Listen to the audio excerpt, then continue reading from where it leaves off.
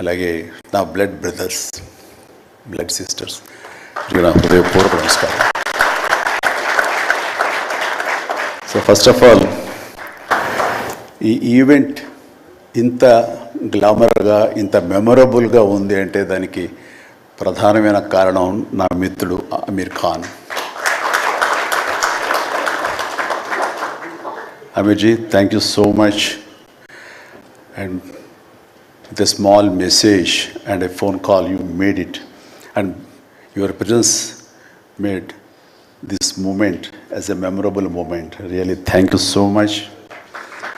And I never forget this gesture from your side. And about Guinness Book of World Records, నేను ఊహించింది. I never expected, never dreamed about Guinness book of world record. Because Guinness బుక్కి మనకి ఏంటి సంబంధం అనే ఒక ఆలోచన ఏమైనా ఉంటుంది కదా సహజంగా. అలాగే నాకు అలాంటి ఆలోచన ఏమి లేదు. అలాంటిది నేను ఎదురు చూడనటువంటి ఒక గొప్ప ఆనర్ ఈ రోజున నా జీవితంలో నా ఈ సినీ ప్రస్థానం సంబంధించి తారసపడినందుకు ఆ భగవంతుడికి, దానికి కారణభూతులైన మా దర్శక నిర్మాతలకు, నా అభిమానులకు ఎప్పుడు నేను రుణపడి ఉంటాను. Thank you so much.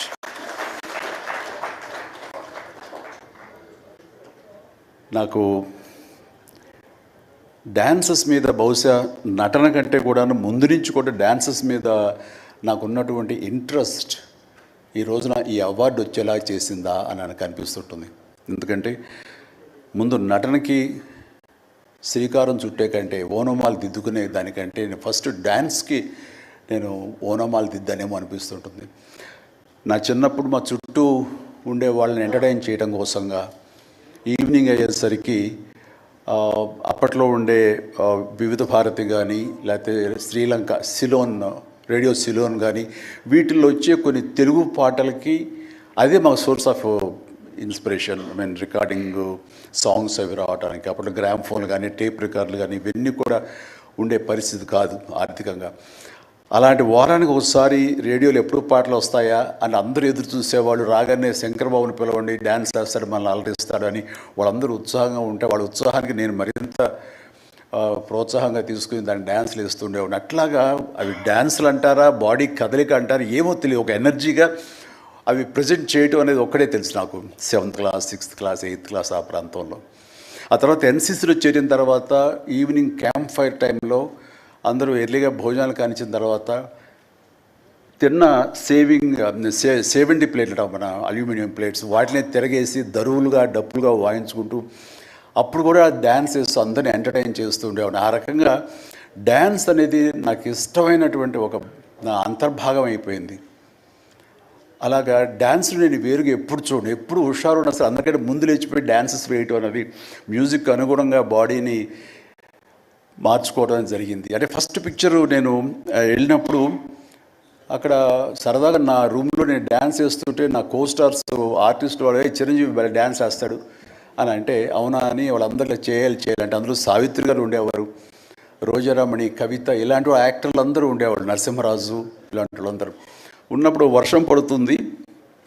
ఒక పంచలో డ్యాన్స్ వేయాల్సి వచ్చింది. అది ఈస్ట్ గోదావరి రాజమండ్రి దగ్గర పల్లెటూళ్ళలో. ఆ పంచలో జల్లు పడుతూ కూడా మొత్తం తడితడిగా ఉండింది. అయినా సరే డ్యాన్స్ అడగడం పాపం ఎవరైనా సరే వెంటనే ఎలాంటి ఇన్హిబిషన్ లేకుండా చేయటం అనేది నాకు అలవాటు. అలాగే టేప్ రికార్డ్ డ్రాయింగ్ చేసి అప్పట్లో డ్యాన్స్ చేస్తున్నాను. మధ్యలో కాల్జర్ కింద పడిపోయాను. పడితే అది కింద పడిన తర్వాత ఆపకుండా వాళ్ళందరూ అయ్యో అన్నారు. అనేసరి దాన్ని నాగిని డ్యాన్స్గా మార్చేసుకొని చేస్తే ఎక్కడ లేని అప్పలాస్ వచ్చేస్తుంది. సో అక్కడ చూసేటంటే ఒక కో డైరెక్టరు రాఘవేంద్రరావు గారి, సారీ మన క్రాంతి కుమార్ గారికి చెప్పడం, ప్రాణం ఖరీదులు వాళ్ళు బుక్ చేసినప్పుడు, అబ్బాయి భలే డ్యాన్స్ వేస్తాడు, భలే ఉంటే డ్యాన్స్ అని అవునంటూ నా క్యారెక్టర్కి అంతకుముందు ఎప్పుడు ఒక డ్యాన్స్ అనేది ఊహించుకోలేదు. సాంగ్ డ్యూయట్ సాంగ్ అని ఊహించుకునే వాళ్ళు ఒక ఎందుకు పెట్టకూడదు సాంగ్ అని చెప్పి నాకు ఆ సాంగ్ సిచ్యువేషన్ క్రియేట్ చేసి ఏలియల్లో ఎందాక అనే ఒక సాంగ్, అండ్ ఆ సాంగ్ నేను వేస్తే దాన్ని స్టెప్స్ అది వేసుకుని ఫస్ట్ టైం ఒక యాక్టర్గా నేను స్క్రీన్ మీద డ్యాన్స్ ఇస్తూ కనిపించింది. అది దానికంటే ముందు మన ప్రాణం ఖరీదు సారీ పునాది రాళ్ళలో కూడా అలాగే ఫ్రెండ్స్ మధ్య డ్యాన్స్ వేస్తూ నేనే సెంటర్ ఆఫ్ అట్రాక్షన్గా ఉంటూ చేశాను. అలాగా నా డ్యాన్స్ స్కిల్ అన్నది ఎక్స్ట్రాగా నాకు ఒక బెనిఫిట్ అయ్యేది, నాకు ఎక్స్ట్రాగా అది ఉపయోగపడింది.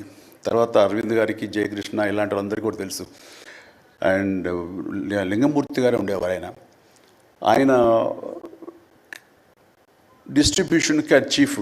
అప్పట్లో ఆయన రాగానే ఆయన ఏ ప్రొడ్యూసర్స్ని పిలుస్తారు, ఎవరి కథ ఓకే అంటారు, ఎవరికి డబ్బులు శాంక్షన్ చేస్తారని డిస్ట్రిబ్యూటర్స్ మీద ఆధారపడే రోజులు నిర్మాతలు.